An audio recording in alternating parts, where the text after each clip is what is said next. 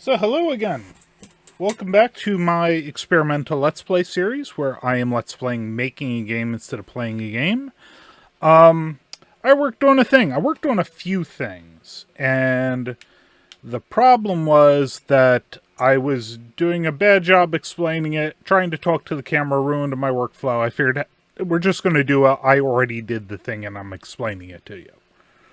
And the thing I did, you might just have noticed a little animation there, is I took a pretty significant redesign to the way the vision system worked in the game, or the way you want to call it, fog of war, generalized fog of war. Like, see, this area is all black.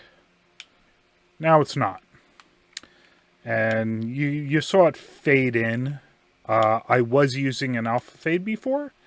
Now it's using a nice animation. Also, you may notice the samurais are animated now. I only have the standing and walking animation. It's actually a really old animation I made like a year ago. But it's good enough I put it in. I'll be working more on the character animation as we go along. You may also notice the doors are animated now.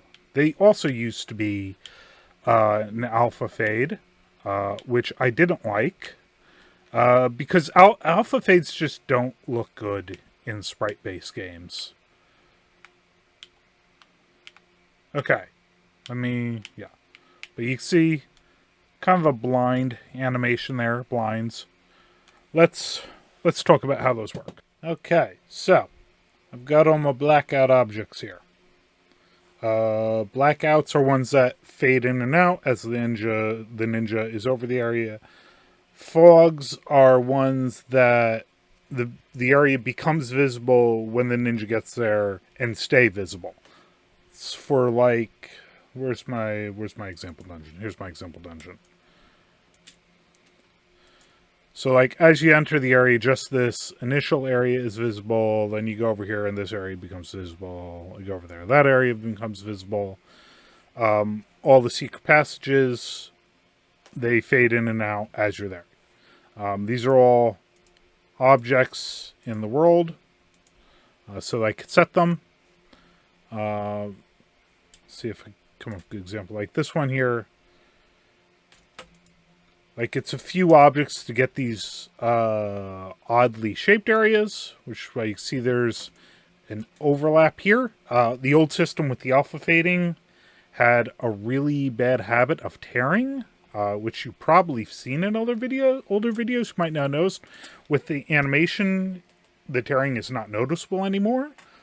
Also, I did a much better job of making sure they're all synced with each other. So let's take a look at the code. What does the code do? What the code do? The code sees if the ninja is overlapping with it. Sees if a door or like let's kind of come back here for a second.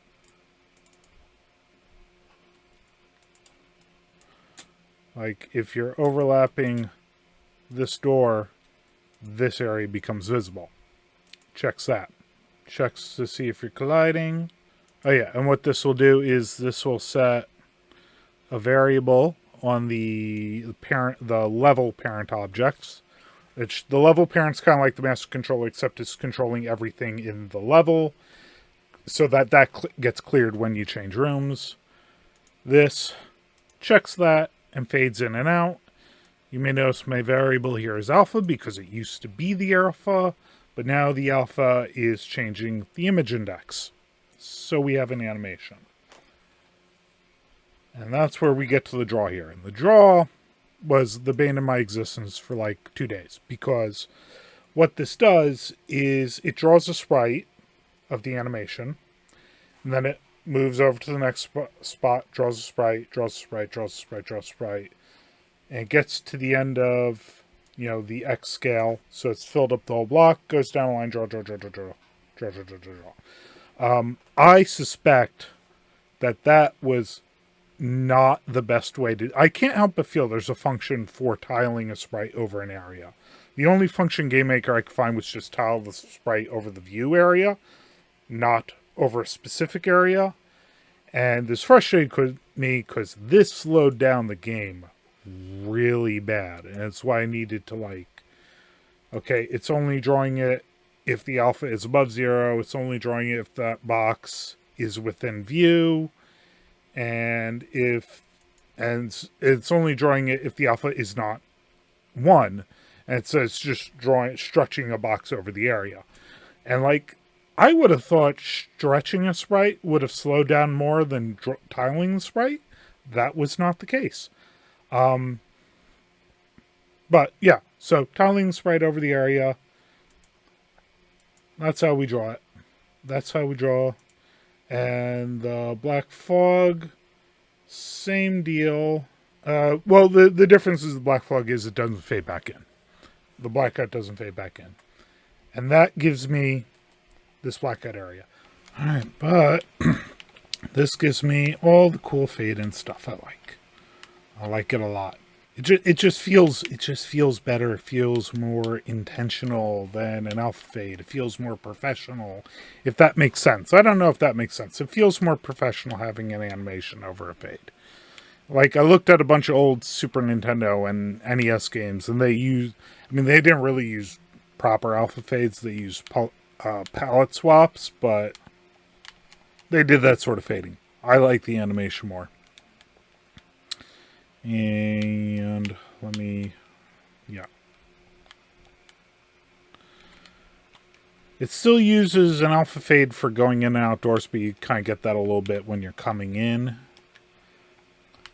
I don't know if I'm going to replace the going in and outdoors entirely with the animation, but I might, because I like it. I think it looks good. Other thing I did, of course, is the doors. Similar sort of deal. It's not doing, you see the commented out alpha. It's not doing alpha anymore. It's doing image index. What's the code for collisions? I had a bunch of desyncing with these as well, because I need to make sure, like, if the samurai walked over the door, that it was going through, it would open the door, do the animation. But, like, if the ninja was overlapping it and the door was locked, it would still close, because the ninja can't go through. All fixed, all complicated, all boring to have watched me do. What else? I mean, that's a bit gist of it. This is boring to watch. I knew it was going to be boring to watch, which is why I'm talking about it afterward. But that's okay. I think the game looks a lot better now. Even though, like... I'm being attacked.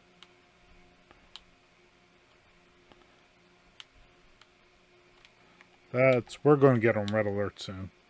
That's okay. Anyway. I'm happy with how it looks now. A lot of character animation I still got to do. Obviously. We'll get to that. One other thing, of course, is Ninja Jim has a logo now. Is that not awesome? I am happy with this logo.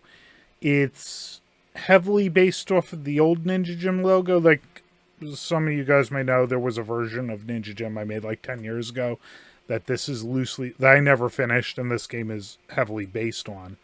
And this is based on the old logo. I am happy with it. I was contemplating whether I wanted to reveal the logo today or not, because Steam page is in the future. Steam page is maybe a month or so away, because I want to get the character animation done first so I can do something vaguely resembling a proper trailer. But yeah, the game is coming along. All the progress I made over the last couple of weeks is not the exciting progress you want to see. But stuff got done, and I'm happy. And stuff will continue to get done. So, that's probably going to be it for this episode. Unless I do something in the next couple hours. I probably won't. So, do the call to action stuff. Like, comment, subscribe. Keep watching these videos if you like watching me work on the game, which I like doing. And I will see you next time.